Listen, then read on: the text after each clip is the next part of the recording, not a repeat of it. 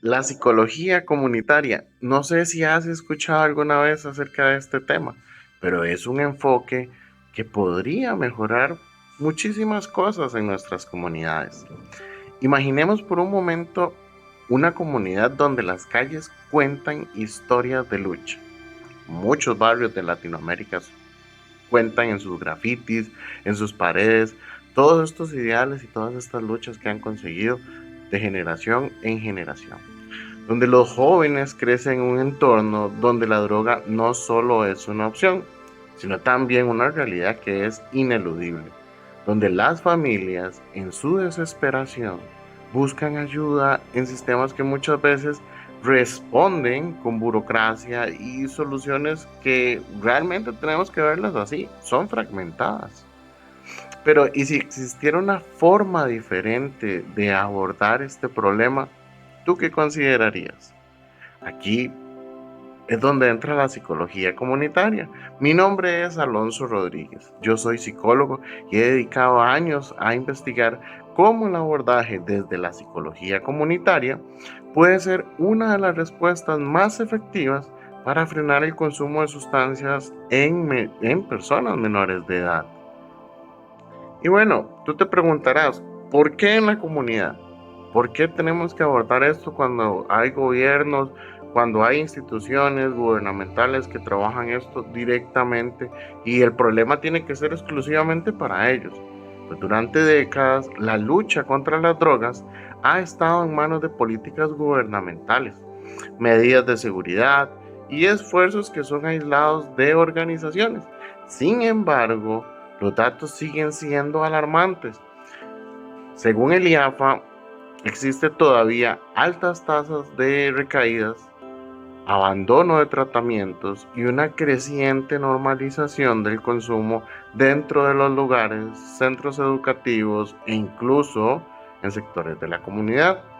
Ciertamente las personas, según investigaciones del mismo IAFA, las personas no se están adheriendo a tratamientos de largo plazo, precisamente porque el nivel, digamos, de deserción es muy alto. ¿Ok? En mi investigación se ha logrado identificar que el consumo no es solo un problema individual, sino es un síntoma, apenas un síntoma de factores psicosociales que son más profundos todavía. Como cuáles, la disponibilidad de drogas, la presión del grupo, la falta de oportunidades educativas y laborales que todavía viene a permear mucho en este caso la sociedad costarricense, pero la desintegración familiar y la normalización del consumo dentro del hogar. Y es que estas son solo algunas de las causas que alimentan ese círculo vicioso. Son como decir unos puntos dentro del gran espectro que lleva las drogas y las situaciones asociadas a estas. Pero aquí es donde surge la gran pregunta, la pregunta clave para poder empezar este video. ¿Por qué seguimos esperando soluciones que vienen de arriba? Y arriba me refiero a los gobiernos, cuando la respuesta puede estar en nuestra propia comunidad. ¿Te has puesto a pensar esto alguna vez? Y este video no tiene ningún afán ni ninguna convocatoria política, al contrario, totalmente desprendiéndonos completamente de lo que son las políticas y los gobiernos. ¿Qué nos está afectando a nosotros como comunidad directamente? Aparte de la inseguridad, pero la inseguridad también viene de la mano con el consumo de drogas, ¿correcto? Entonces, como comunidad, ¿qué es lo que verdaderamente me afecta? Ver políticos agarrándose a pescozones en el plenario, eso me entretiene. Eso lo puedo ver todos los días en los noticieros. Eso ya es una receta que se está viralizando muchísimo, de diputados y diputadas que realmente no tienen ni siquiera las competencias mínimas para sostener un debate o bien exteriorizar completamente toda esa frustración, todos esos problemas que lo único que hacen reflejo es a la politización. No se aprueban leyes porque vienen de un partido político. No se hace esto porque obedece a un partido político. Pero bueno, En nuestra sociedad nosotros no podemos quedarnos de brazos cruzados, ¿o sí? ¿A ti qué te parece eso? Un modelo basado en la acción comunitaria. ¿Qué podría pasar bajo este precepto? El programa de acción integral comunitario que propongo en mi investigación, y esto te lo comento con fines meramente académicos, meramente científicos, e ilustrar un poquito lo que se ha venido haciendo. Se propone o se centra en fortalecer los factores de protección dentro del entorno familiar y comunitario, pero nosotros no podemos abordar el espectro de las drogas partiendo de una solución homogénea o tratando de encapsular al ser humano con que la misma receta va a obedecer para de la misma forma a uno y por uno de todos los ciudadanos que padecen de consumo de sustancias psicoactivas o de las familias donde se están viendo afectadas por el consumo de sustancias psicoactivas. Eso no se puede hacer.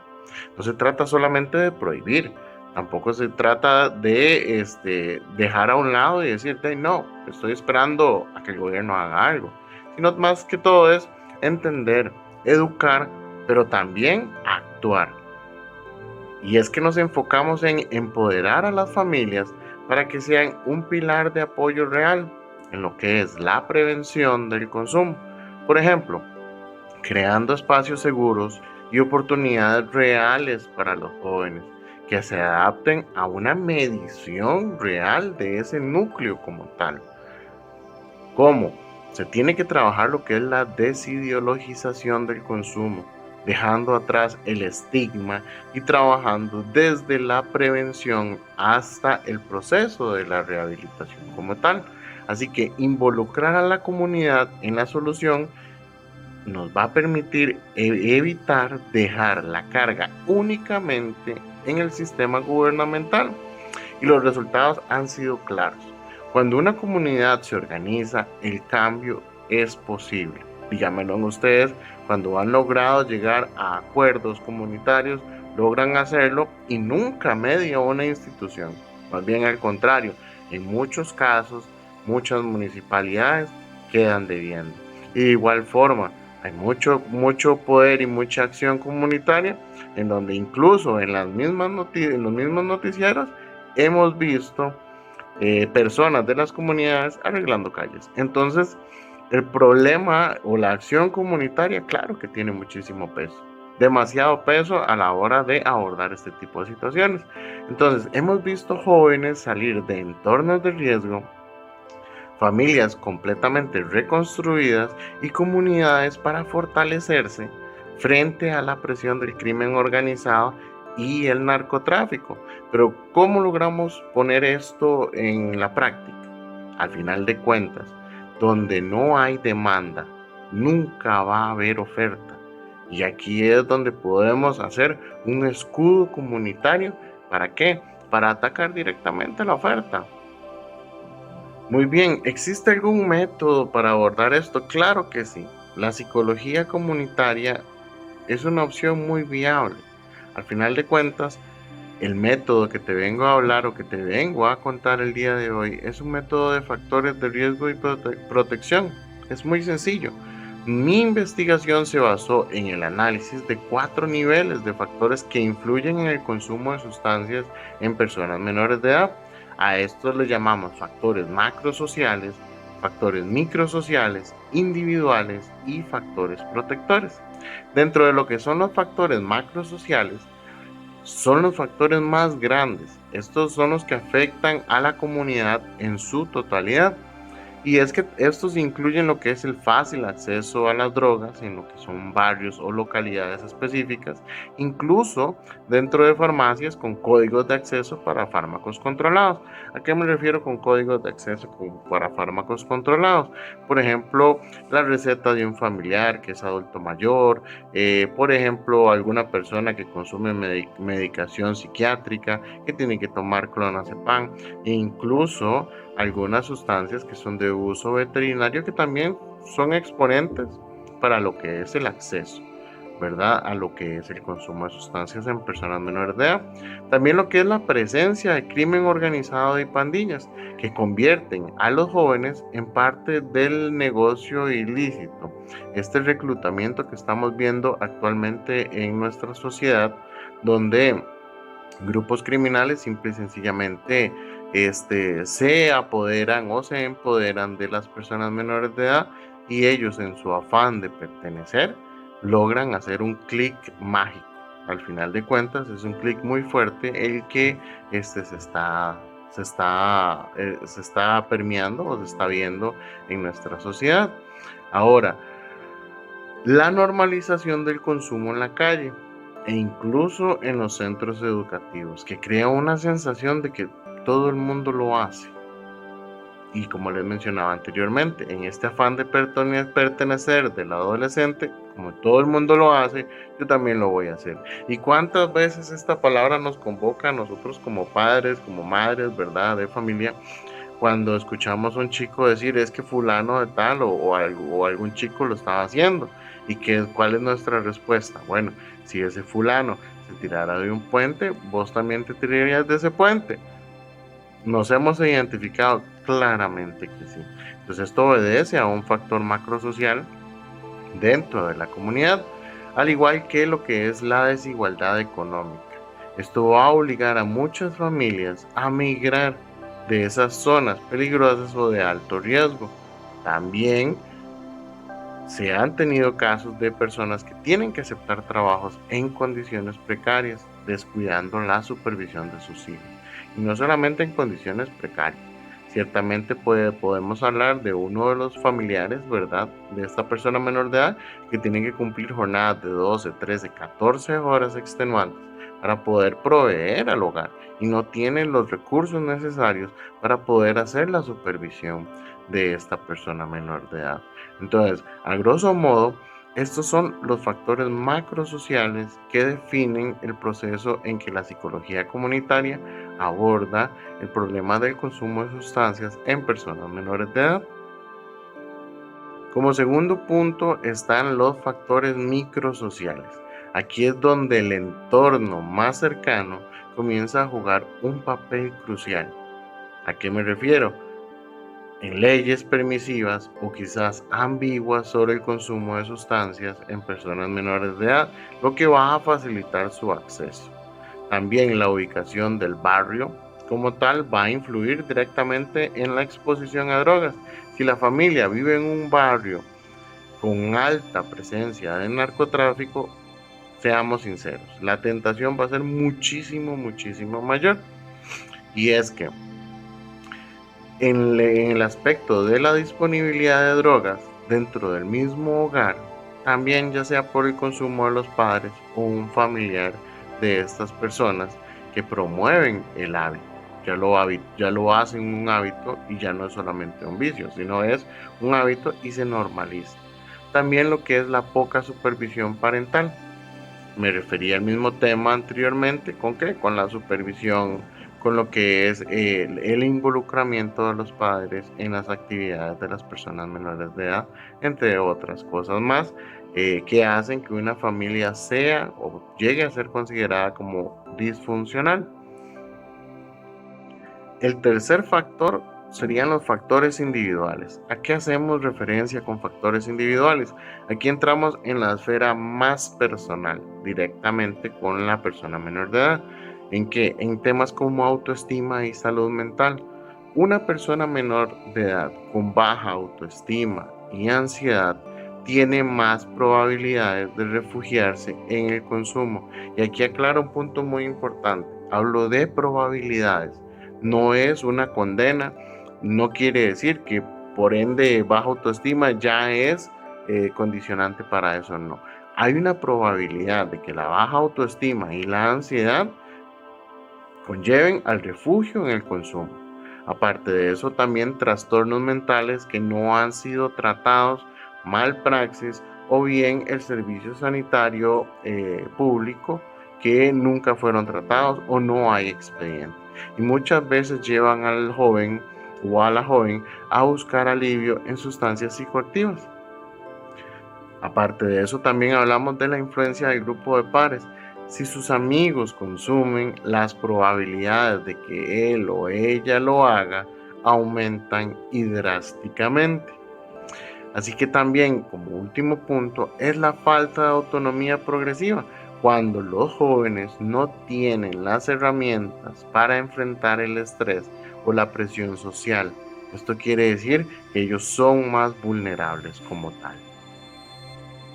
Pues bien, como último punto están los factores protectores, y estos son los factores que más nos van a venir a ayudar a nivel comunitario. ¿Por qué? Porque aquí es donde viene la parte más importante, y es que son aquellos elementos que pueden marcar una gran y drástica diferencia entre una persona menor de edad que cae en el consumo y uno que logra resistirlo. ¿Por qué? Porque tiene factores protectores que le permitan poder sobreponerse a este tipo de situación. ¿A qué me refiero con esto? Por ejemplo, una familia que se comunica y establece límites claros, el tener acceso a programas de educación y de empleo que les brinden alternativas reales al mundo de las drogas, actividades extracurriculares y deportivas que alejen a las personas jóvenes de entornos de riesgo. Y a esto tiene una importante participación los comités cantonales, de qué forma estas personas jóvenes están buscando integrarse con pares de sus mismas edades por medio del deporte, de qué forma está trabajando un comité cantonal en una zona en donde tú vives. Es una parte muy interesante para analizar. ¿Por qué? Porque se tienen que juntar las fuerzas. Al final de cuentas, no es que en la psicología comunitaria el psicólogo comunitario va a venir a abordar todos esos aspectos, no, sino que es un puente o un canal de enlace entre todos los servicios comunitarios o todo el espectro de servicios que el mismo gobierno ya tiene, que las instituciones ya tienen. Entonces démosles uso, saquémosles provecho.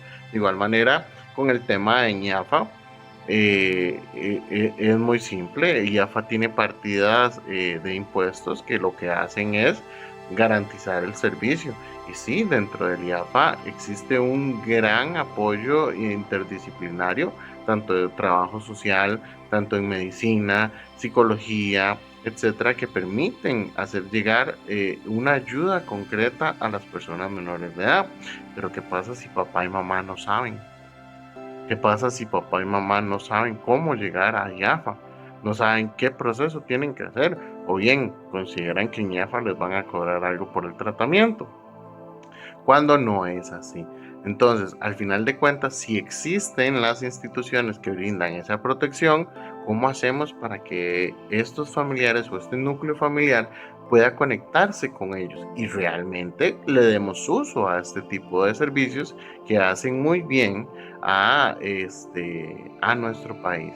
Aparte de eso, un barrio organizado y solidario es un pilar sumamente importante, porque va a proteger a sus miembros. Ya está dentro del instinto innato en el ser humano el sentido de protección, y si hay un sentido de pertenencia en las personas, va a aumentar la protección.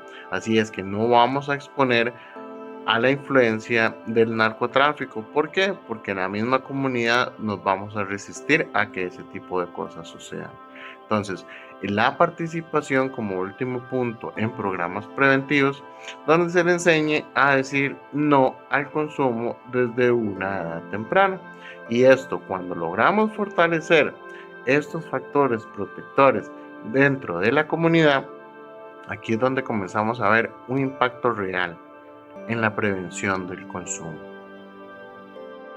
Y bueno, dejando atrás toda la parte académica y toda la parte científica, ¿qué podemos hacer juntos?